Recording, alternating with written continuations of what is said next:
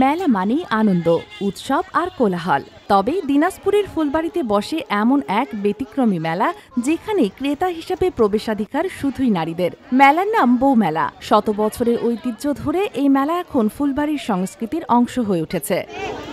মঙ্গলবার ফুলবাড়ি পৌর এলাকার সুজাপুর সর্বজনীন দুর্গা মন্দির চত্বরে দিনব্যাপী এই ঐতিহ্যবাহী মেলার আয়োজন করা হয়। প্রতি বছরের মতো এবারও লক্ষ্মী পূজা উপলক্ষে পূজার পরের দিন মেলাটি বসে। মেলার অন্যতম বৈশিষ্ট্য হল এখানে পুরুষ ক্রেতাদের প্রবেশ সম্পূর্ণ নিষিদ্ধ।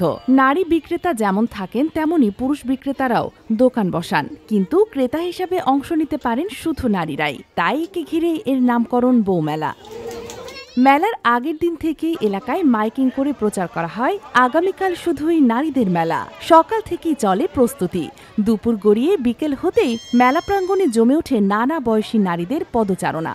সামিয়ানার নিচে সাজানো দোকানগুলোতে মেয়েদের প্রসাধনী, শিশুদের খেলনা, হস্তশিল্প, মৃৎশিল্প, গৃহস্থালির পণ্য ও মুখরোচক খাবারের সমাহার। শুধু হিন্দু সম্প্রদায় নয়, অন্যান্য ধর্মের নারীরাও স্বাচ্ছন্দ্যে কেনাকাটা ও আনন্দে অংশ নেন। মেলায় আসা এক নারী ক্রেতা বলেন, এই মেলাটা আমাদের জন্য আলাদা আনন্দের। এখানে নিশ্চিন্তে কেনাকাটা করা যায়, গল্প করা যায়, দিনটা কাটে উৎসবের মতো। মেলায় সবাই আসে, মহিলারই মেলা, কোনো ছেলে ঢুকতে পারবে না। মেলার আয়োজক সুজাপুর সর্বজনীন দুর্গা মন্দির পরিচালনা কমিটির সভাপতি অশেষ রঞ্জন দাস বলেন, লক্ষ্মী পূজা উপলক্ষে শত বছর আগে স্থানীয় জমিদার বিমল বাবু এই বউ মেলার সূচনা করেন। এরপর থেকে প্রজন্ম ধরে আমরা এই আয়োজন চালিয়ে আসছি। মেলাটি শুধুমাত্র নারীদের জন্য।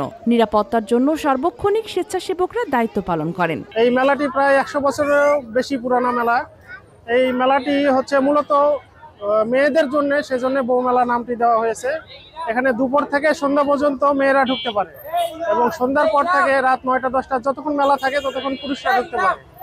এই মেলায় আমরা ছেলেরা সব সময় সার্বক্ষণিক ভলান্টিয়ারের দায়িত্ব পালন করি এবং এছাড়াও আমাদের ভিতরে মহিলা পুলিশ আছে এবং রাস্তায় পুরুষ পুলিশরা সবসময় ডিউটি দিচ্ছে। দুর্গা পূজার পর লক্ষ্মী পূজা হয়। লক্ষ্মী পূজার পর একটা বউ মেলায় আমাদের এটা বাপ দাদারা করে আসতেছে এবং 100 বছর হয়ে গেল। এবং এই মন্দিরের যা কিছু জায়গা টাকা যা কিছু আমরাই দিয়েছি। সন্ধ্যা 7টার পর মেলা শেষ হলে পুরুষদের প্রবেশের অনুমতি দেওয়া হয়। নারীর স্বাধীনতা, উৎসব ও আনন্দকে কেন্দ্র করে এই বউমেলা আজও ফুলবাড়ির সংস্কৃতির গর্ব হয়ে আছে। শত বছরের ঐতিহ্য বয়ে চলা এই মেলায় প্রতিটি হাসিমুখ যেন বলে, একদিন অন্তত সবকিছুই আমাদেরই। Sheikh Masuma, daily our Bangladesh, Dinajpur.